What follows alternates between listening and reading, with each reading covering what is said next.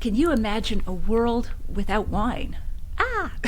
What if the root louse phylloxera that destroyed most of European vineyards in the 1850s returned, but it was even more destructive?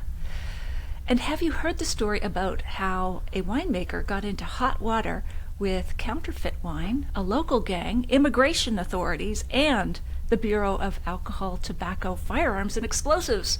Holy smokes, yes, we have all of those stories and more for you tonight with our guest, who I'll introduce momentarily. If you're joining me right now on the replay, type the word replay in the comments. I want to hear from you. Where are you logging in from? And of course, if you're here with me on the live stream, please let me know that too. I'm Natalie McLean, and I host popular online food and wine pairing classes, and you've just joined one of the most passionate groups of wine lovers on the internet who gather every Wednesday at 7 p.m. to talk to the most interesting people in the world of wine, like our guest. All right, so as we go, this is based on a recording I did with our guest for my podcast, Unreserved Wine Talk. I'm live streaming it for the first time on social media, and I'll be here with you live in the comments. So let me know, get in there. What stories do you like? What tips? Are there any questions that we haven't answered? I want to hear from you. All right, back to our guest. Kirkus Reviews calls Steven Laine's first wine thriller, Root Cause, quote, an entertaining wine-soaked mystery. My kind. The Washington Post wrote, quote, if Michael Pollan and Dan Brown sat down over a bottle of Barolo and brainstormed a novel based on the neuroses of the natural wine movement, they might have come up with something like Root Cause. I love that. As an award-winning restaurateur and hotelier, Steven has traveled the world working in luxury hotels such as the Ritz, Hilton, Starwood, Marriott, and Pan Pacific. He developed his passion for wine as a sommelier and beverage director in London, England. Since then, he's visited hundreds of wineries around the world. During the pandemic, Steven worked the 2020 harvest as a cellarman for 3 months to learn the winemaking process firsthand from winemakers at Mission Hill Family Estate Winery in British Columbia, and in 2021 he worked at Trius Winery in Niagara-on-the-Lake, where again he put his winemaking and forklift driving skills to use. He is currently living in London, writing his next wine thriller, The Somme, and is looking forward to the release of yet another wine thriller soon called Jupiter's Blood. And he joins us now from his home in London, England. Steven, welcome. We're so glad you're here. Hi, Natalie. It's great to be here. Thanks for inviting me. Terrific. Well, I just have so many questions for you. But before we dive into your books, you have lived in 9 different countries. At least that was the count I saw recently. What about travel appeals to you beyond sort of experiencing new cultures and people, that sort of thing? Well, aside from experiencing new cultures and people, I think you learn a lot about yourself, really. So I've learned a lot about myself in traveling, and learned a lot about, the world, of course. And they say the cure to anything from ignorance to racism is travel. And the travel, I love how they compare travel to being a library, whereas if you don't move, you've only ever read one page. Oh, I love that. Yeah, there's so many great anecdotes about what travel does to broaden the mind, broaden the horizons, and it really does do that. And it's helped me put a lot of my life into perspective and my work in perspective. And it's eternally humbling to see how people live and work in different parts of the world. And at the end of the day, we all come down to the same thing. We want to be happy, we want to take care of our families, and we want to be successful in life. That could be a TED Talk. The intro to a TED Talk, Steven. Very nice. Very nice. I love that, your perspective on travel. So how did you first become involved in the wine industry? Well, I was working at a hotel here in London, and I was working in the banqueting department, and part of my job was to organize all the pre-orders for wines for big banquets. And so we've worked very closely with the wine list, and after about 6 months of being there, the directors of the hotel came to me and said, great, it's time to update the wine list. Little did I know that was my responsibility. So a bit daunting at the time. I didn't have a lot of experience in the wine industry or with wines, and this was a wine list that generated between 26 and 30 million pounds worth of alcohol sales per year, so upwards of 35 million, 38 million Canadian. Thankfully, I had a very good team of distributors and people that I worked with to buy the wines, and they guided me through the process. So we said we wanted this type of wine, a Sauvignon Blanc or a Chenin Blanc, and then we would do a tasting, look at the brands, look at the pricing, and it all came together. So really, really good introduction. And through that experience, I did get to meet a lot of winemakers and got invited to go see Bollinger in Champagne, got out to Louis Jadot in Burgundy, a few chateaux in Bordeaux, and then of course the travel bug, the wine bug just bit me, and it's never let go. Oh, that's great. Well, you seem to have gotten your backdoor master of wine with all that tasting and traveling. Yes. Good for you. Somebody else paid for it, even better. So what was the moment you realized you wanted to write about wine or wine thrillers? Well, I started writing thrillers back when I was in university in Canada, and then I was in a psychology class, and they were talking about... Where'd you go to school? I'm just curious. I went to Queen's, so I did my history degree in Queen's, so obviously working in hotels was a natural course. But I also did an MBA at Guelph University in hospitality. So while I was at Queen's, I was taking a class in psychology, and they talked about a phenomenon called iatrogenesis, whereby doctors implant memories in people's minds. And I thought, wow, what if that was something that really happened, and what would that look like if it was a fictional story? I read a lot of fiction at the time, and because I just had this idea in my mind, I thought, well, maybe I'll write about it. So I wrote my first novel, Lethal Suggestions, based on that. Years later, I wrote another thriller called Iconoclast, a religious conspiracy thriller, back when Dan Brown was very popular. And I thought, oh, maybe I'll have a go at it. So enjoyed the process. But it was only when I met Joel Peterson here in London at a wine tasting from Ravenswood, the head winemaker at Ravenswood Wines, and he told me about a book called The Botanist and the Vintner by Christy Campbell. That's when I read that book, and I had another aha moment. What if phylloxera were to come back? And that was the genesis of the story idea for Root Cause. Wow, I love the premises because, as we know from researching and writing about wine, it was just devastating. Phylloxera, Absolutely. did it? How much of the vineyards, was it like 80, 90% of the vineyards? Exactly. In Europe? It was, Yep. I mean, it's hard to think back now at how destructive it was across France, across Spain, across the world, really. And it wasn't just a period of a year or two. I mean, we're not talking a COVID-length amount of time. It was over decades, and it took years to discover how to prevent it in future by grafting vines. And to this day, there's still no real prevention except for grafting vines, which isn't the best solution necessarily out there. Yes, and just a quick catch-up for anyone not familiar with phylloxera. They had to eventually graft North American vines, hardier rootstock. They had to have those on the bottom and graft those with the European vines. So those North American roots are everywhere now to prevent this. And it was a root louse, an aphid, that ate away at the roots of the vines and killed them, right? Yes, and ironically, that root louse came from America initially on ships, so it was an American cause to the problem, but also an American solution to the problem. That sounds like the ultimate marketing plan Indeed, that some companies yes. use today. Here's your problem, here's your solution. Absolutely. I didn't know that. Was there anything that would surprise us about phylloxera?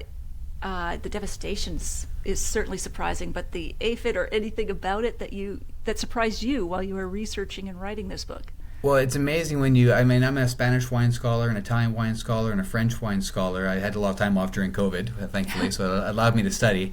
And when you're doing all these studies and researching all these different areas, you don't realize, or you do realize quickly, how much of an impact phylloxera had on the history of the vineyard landscape. So a lot of French producers went to Argentina, for instance, or went to Spain when phylloxera was really impacting France. And that, of course, had implications on the winemaking techniques and traditions in those countries.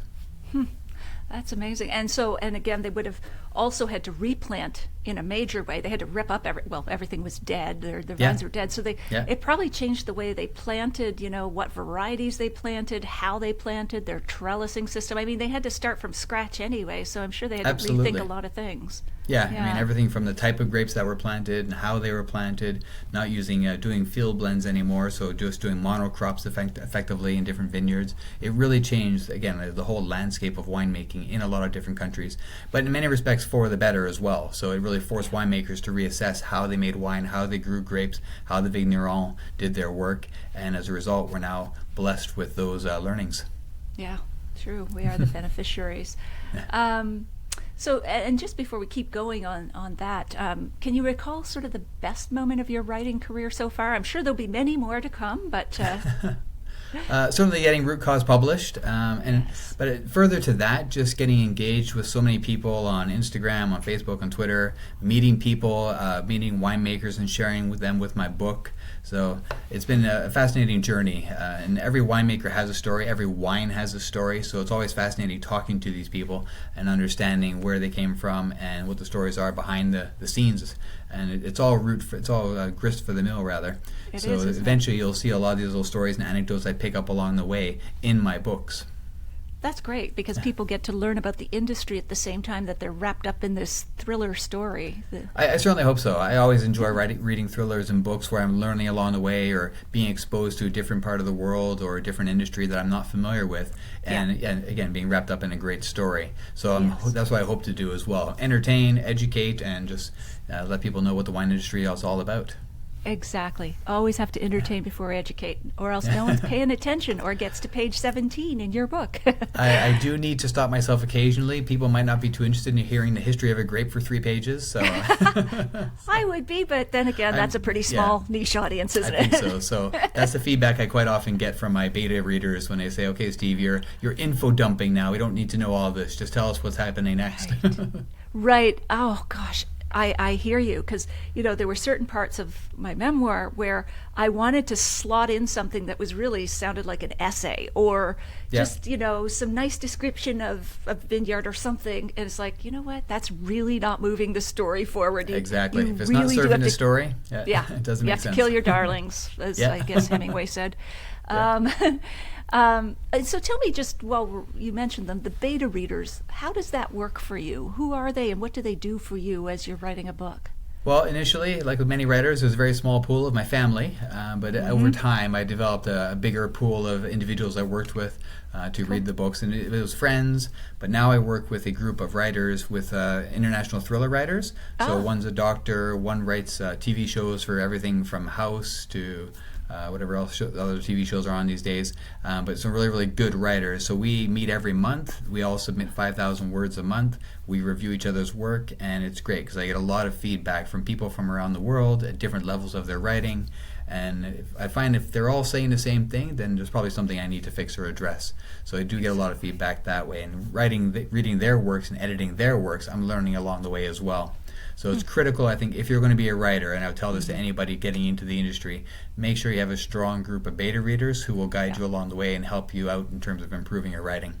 Absolutely. I've found beta readers to be indispensable, and they will catch things that your eye will not see, even if you're reading your own text aloud.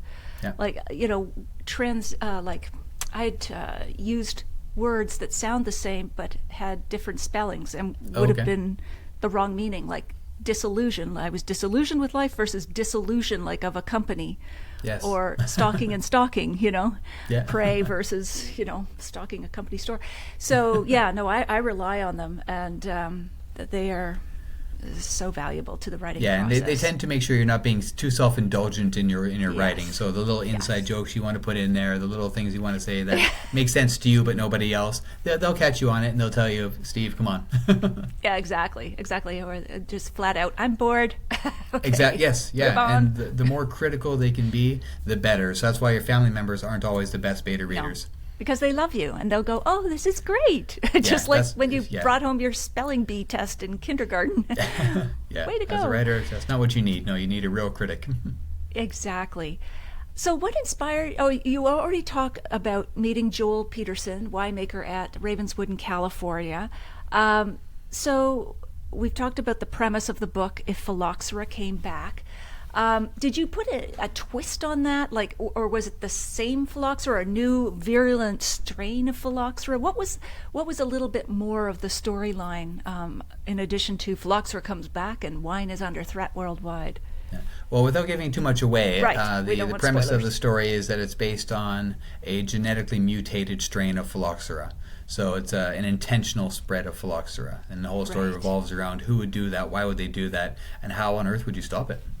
Yeah, exactly. Oh, that's great, because it's a whodunit and why. It's very much a mystery, thriller, conspiracy genre type book. Dan Brown or Agatha Christie 101. Yeah.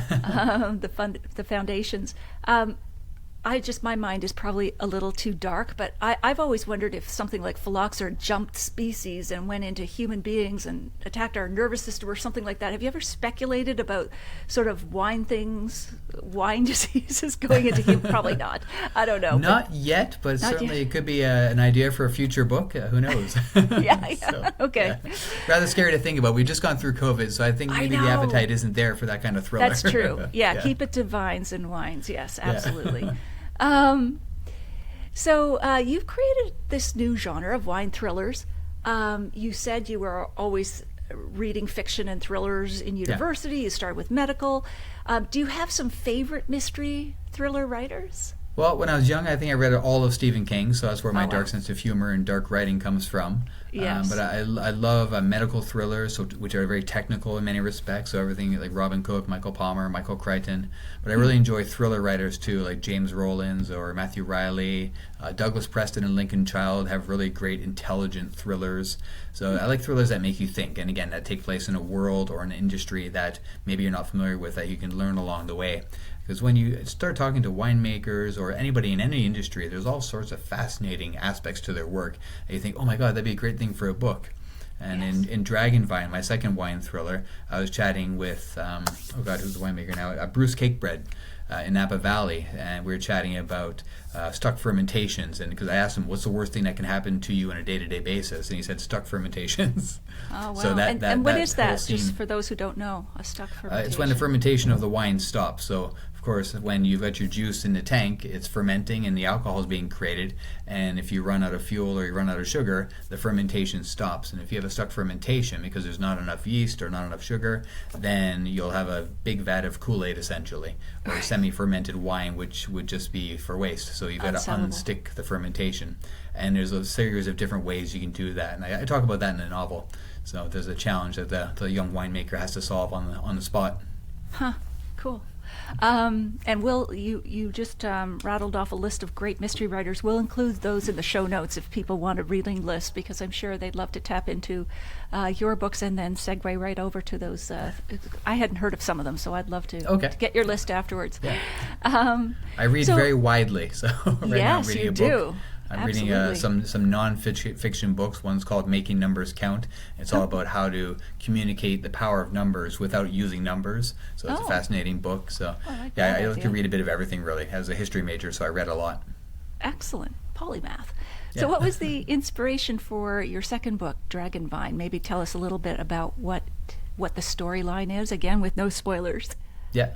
Well, I've been reading about, this is going back years now, I've been reading about lost grape varieties. So these grape varieties that people find behind a small wall in a small Italian town that nobody's seen for years, and then winemakers are bringing them back. So Torres in Spain is doing this. They're looking for lost varieties and bringing them back. You see this in Italy as well with Timoroso, for instance, a grape variety that was kind of cast aside and is now resurging in popularity.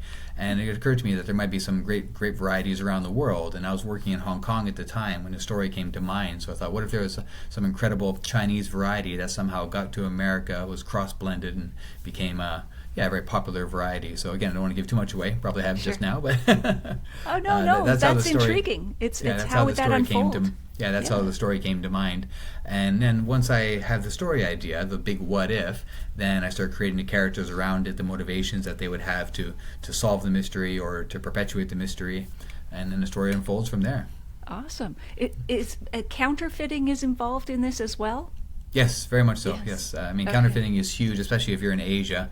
We all hear these stories of there's more fake Petrus in China than there is Petrus made around the world. So, but it's every industry is affected. There's also, there's fake websites, there's fake cereal, there's fake jewelry. Every industry is affected by counterfeiting. Wine, especially because of its value or perceived value. Mm-hmm. Absolutely. And so, there's always what happens in a book, but what is the story really about? And I think I might have heard this from you in another interview, but this story is about, family, what you'll do to defend family, love, like the bigger themes. What are those in this book? Yeah, you just nailed it, essentially. It is a book about family. At the very beginning, it's no surprise. It's in the first chapter, so I'm not giving anything away. But the main character's father dies in a California wildfire. He's left with his younger sister rather, to take care of. Their mom passed away years ago, but there's a whole issue of legacy. Do they keep the winery? Do they continue trying to make this wine that nobody believed in?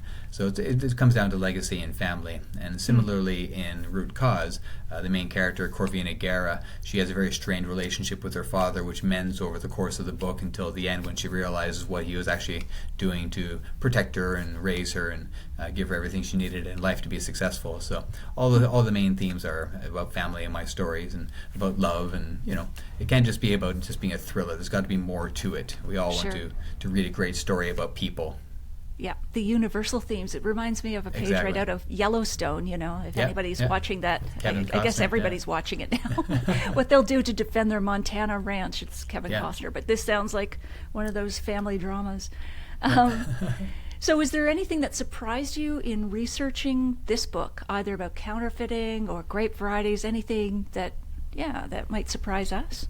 Well, as a history major, I'd love to research. So when I was researching this book, and what they'll say about writers quite often is you'll only put about 10% of what you learn in a book. And that's for sure the case with the Chinese wine industry. I did a ton of research on Chinese wine, the grape varieties, the history, the first emperor, and only about 10% actually makes it into the book in some way or another. But the rich history of winemaking in China really surprised me, and the sheer variety and the sheer future of the winery industry and the grape industry in China is phenomenal. I mean, they're going to be surpassing many other wine-producing countries in the next 10, 20, 30 years.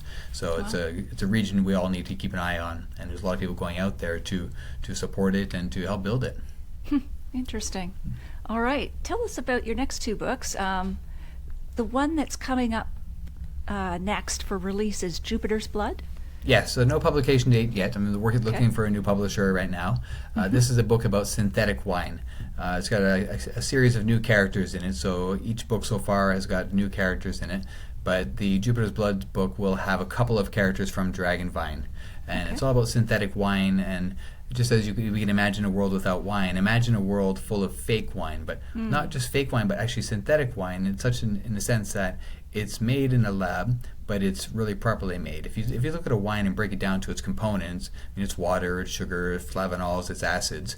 These are all things that we can measure and we can know and we can reproduce. So technically, there will be a day when we can take a bottle of wine, break it down, and then rebuild it, and it will taste exactly the same.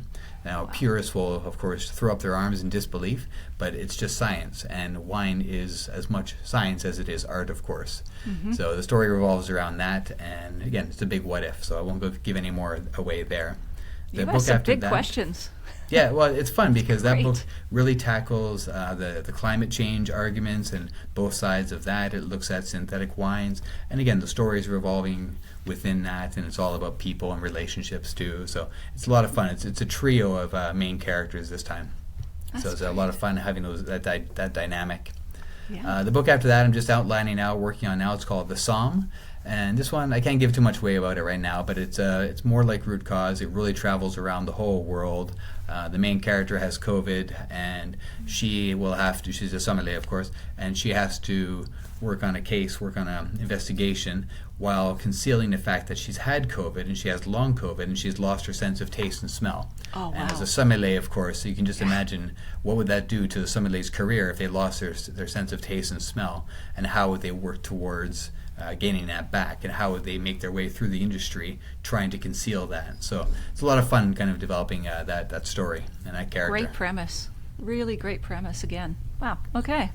I got my reading list, my TBR list all sorted for 2023. So now during the pandemic, you mentioned you worked at 2 wineries. Tell us a bit more about what motivated you to do that and why you chose the 2 wineries that you did. Sure.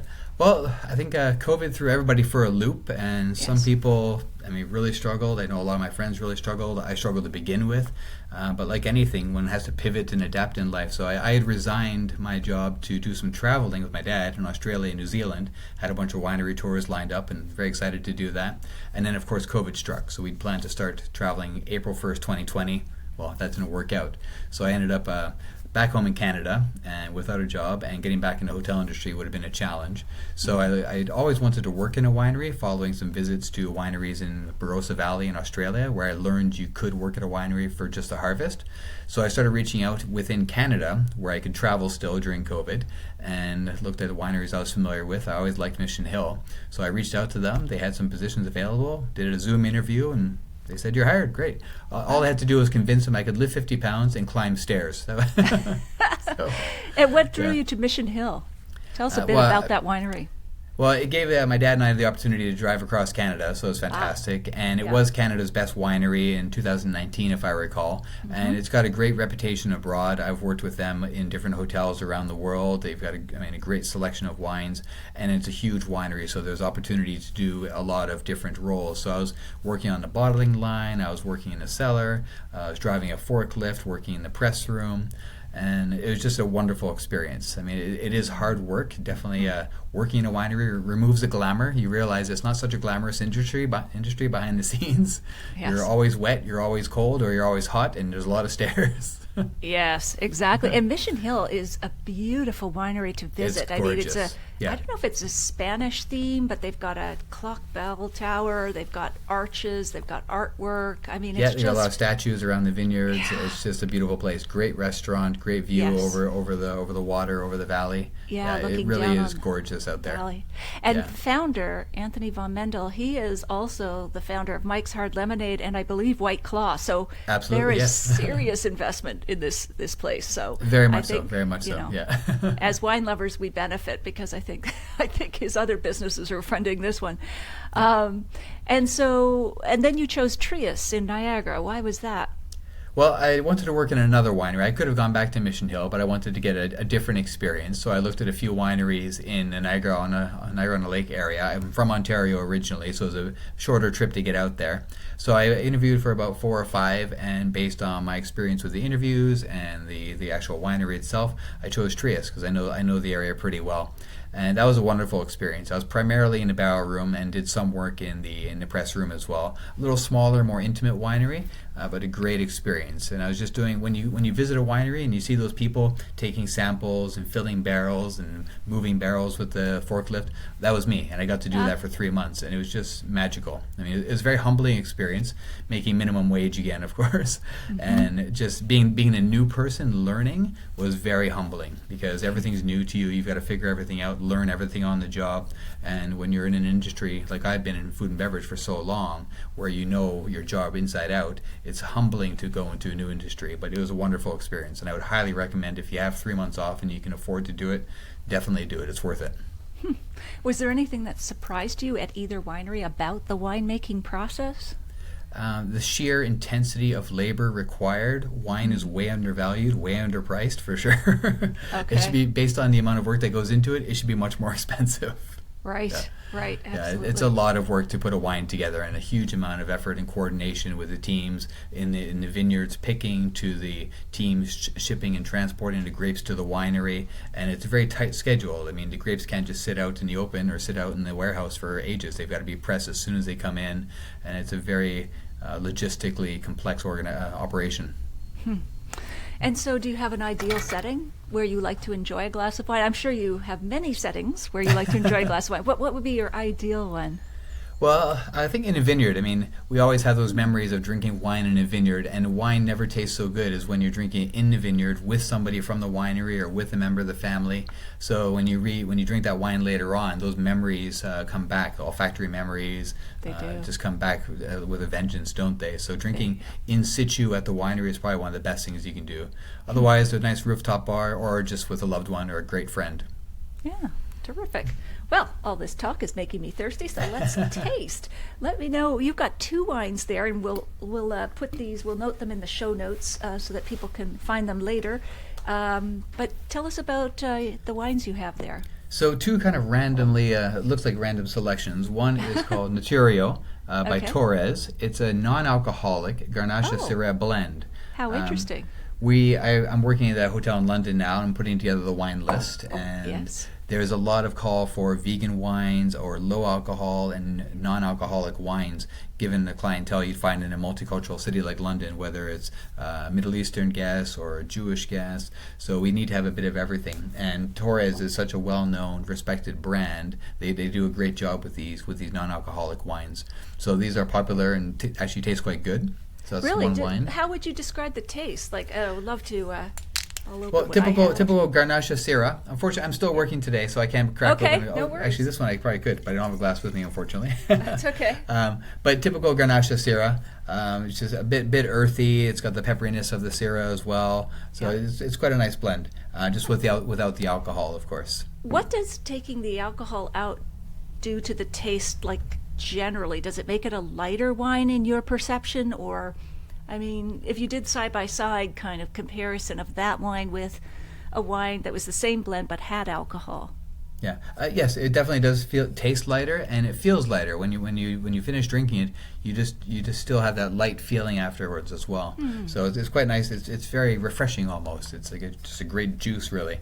But it's something you can drink in a wine glass. So if you're at a reception or at a party and you're drinking it, you don't have to feel any kind of embarrassment by not drinking alcohol. There's such a stigma and a pressure to drink alcohol in social settings. So this is a great easy answer to avoiding that. Just have a glass of the Naturio. And, absolutely. get away And with it. how do they remove the alcohol? How do they get it out? This one, it doesn't actually say on the label, but I would just imagine it's reverse osmosis primarily. And what's that, for those who may not be familiar with that So process? reverse osmosis. So Yes. So I would imagine it's removing the alcohol. So How does that happen? Is it a spinning cone or something that... I the can't remember technical what that details is. of it, I'm not sure, to be honest. Okay. So, Okay. Great question, though. Okay, cool. So, No I'll have to worries. look into that. I didn't prepare you for that one, so we'll That's put that in the okay. show notes as well. Yeah. Well, one thing I have learned, and it surprised me, when you work in a winery or write books about wine or study wine, the more you learn, the more you realize there's so much to know. There And is. as much Yes. as you know or think you know, there's always something more to know in terms of processes or grape varieties or just year-to-year vintage changes. So again, it's a very humbling experience, which is why I'm always amazed when I meet people in the industry who seem to know everything about wine. You think there's no way. I mean, there's just so No. much to know. Never. So, Exactly. yeah. Cool. And So- before we move on to the next wine, what would you pair that wine with, the Torres Natura? This one, great with pastas, with lamb. So I wouldn't go so much saying anything too heavy like beef, but with pastas Right. and lamb, it would go quite well. Okay, great. And you have another wine there? Yes, so this one is called Greyfriars. It's Okay. a sparkling English wine. Oh, And I mean, the English sparkling wine scene is really taken off this past decade or so. The Yes. soil type, the chalk is almost identical to what you'd find in Champagne. It's just separated by the channel effectively. And I'm opening up a champagne bar at the hotel I work next quarter, Q1, March next year.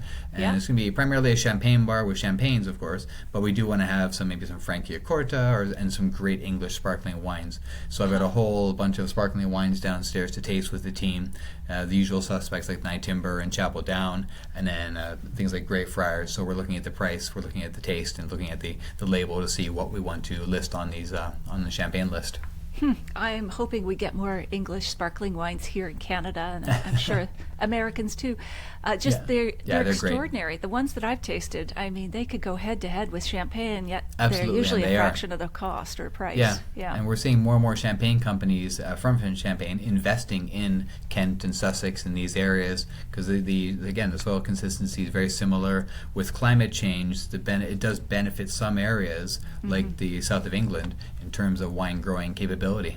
Right, exactly. And So it's not all bad. No, it's not all bad. And I've heard they're even making wine in Scotland now due to climate change, which is wow. Well, you could appreciate this. California, of course, has Napa, and in Canada we have Kelowna, we have Vancouver, and they're starting to call those areas Napa North. So eventually we'll catch up with Northern California. Yeah, it'll the upside, if I can put it that way, to climate change is that we'll probably have better ripened, especially the big reds every year as temperatures rise. Absolutely. So what do you have? I have Quail's Gate, dry Riesling from BC. Yep. Love this one. It's very sprightly, zesty. It makes my mouth water. It's low in alcohol. It's not zero, of course, but it's like I think 8 or 9%. Okay. Nice. And would be wonderful with seafood, Yeah. shellfish, whatever. Well, if you like lovely. Mission Hill, that is just down the road from Mission Hill. I drove by Quail's Gate every day on the way to and from work at Mission Hill. Oh, did you? Yeah. And they have a So great restaurant too. they've got a beautiful restaurant, a great tasting room, really good Nice. staff, and it's just a beautiful place to visit. It is, isn't Yeah. it? Great. Okay. So, lightning round, Steven. Just some quick answers or quick questions All and right, answers. shoot. Okay, great. So, is there something that you believe about wine with which some people would strongly disagree?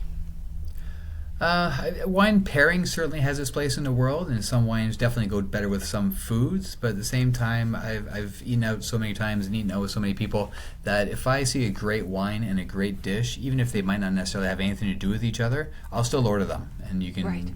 eat and drink as you wish. You don't always have to pair everything perfectly.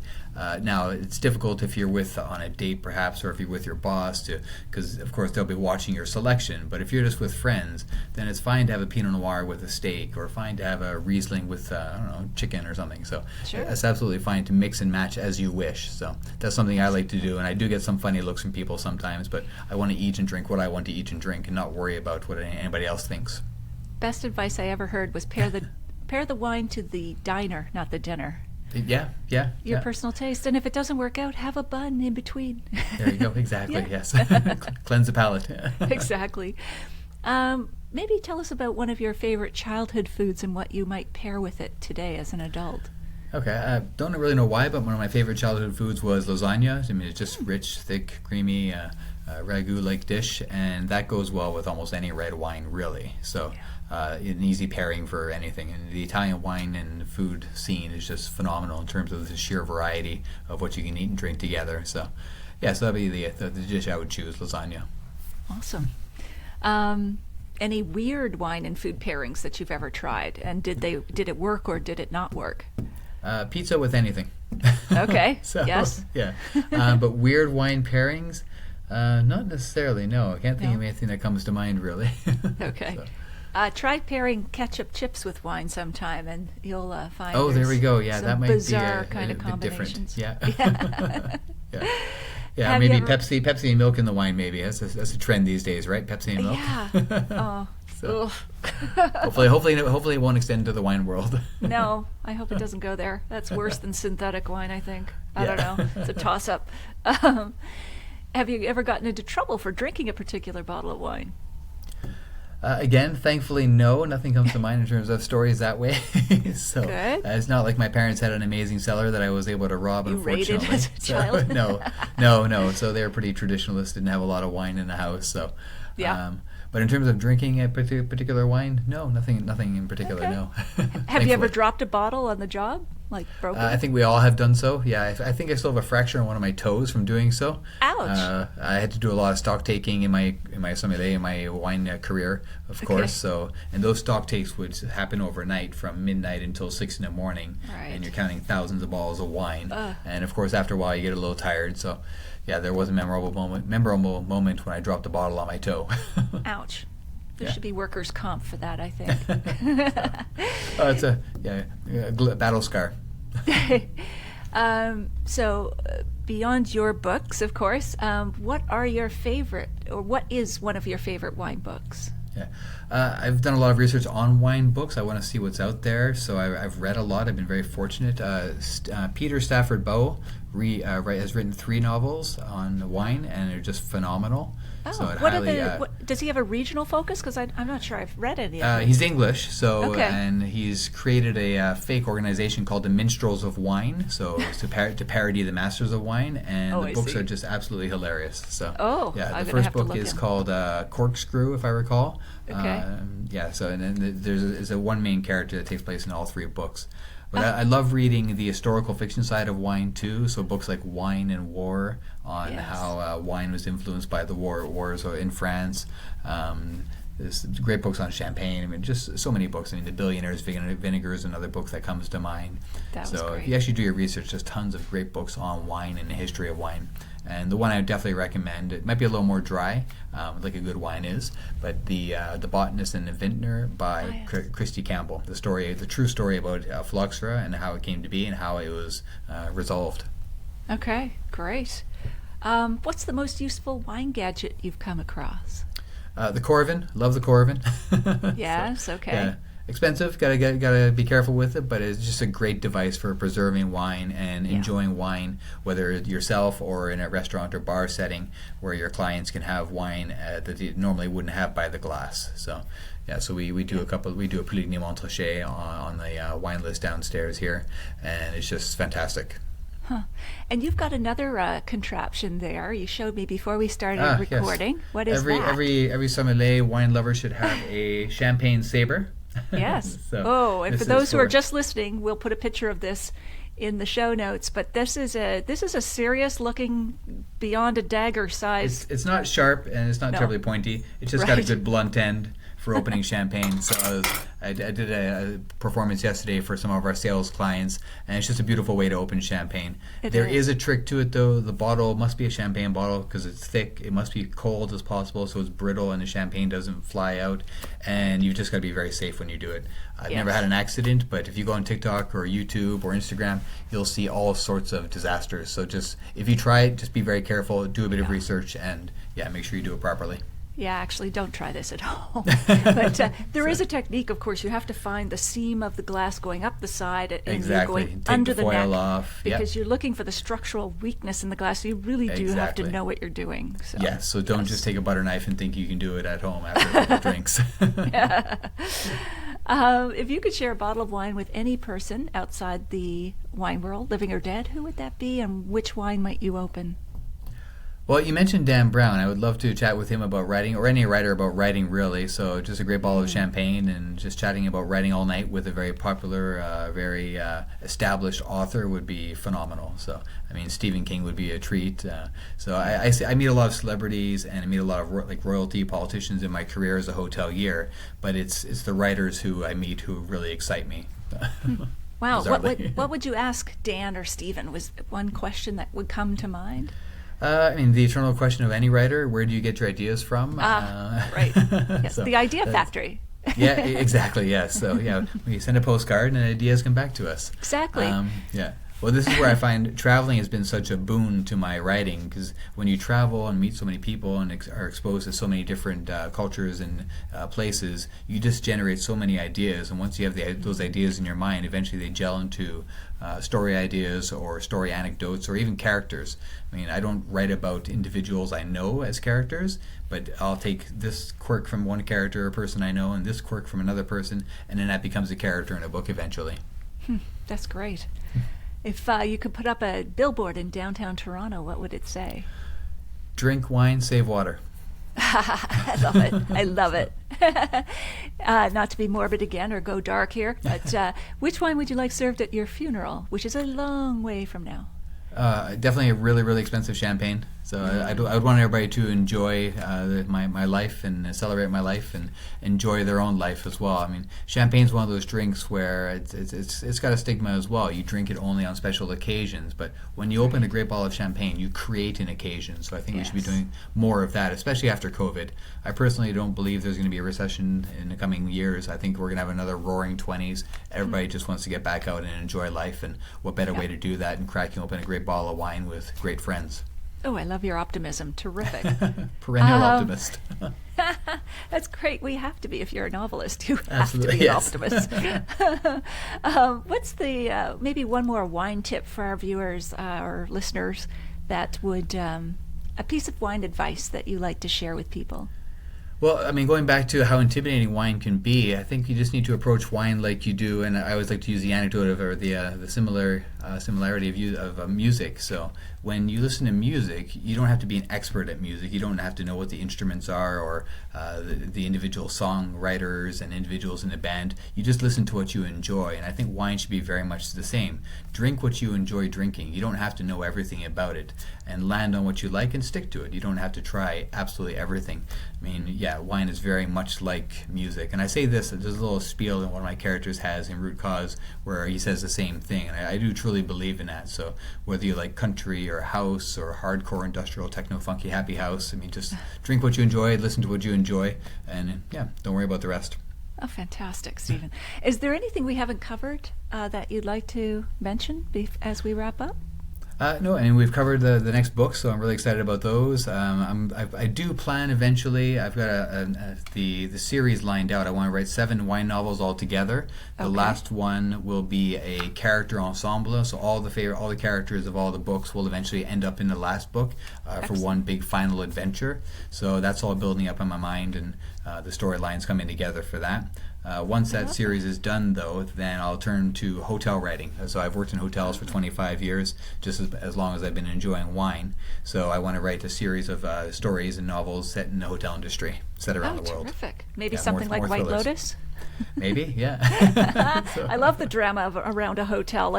But you've envisioned your whole box set here with the wine series and then the hotel series. I'm working on it. It's good to have a vision, so I'm working towards that. So the challenge, of course, as with anything, is just finding the time to do so.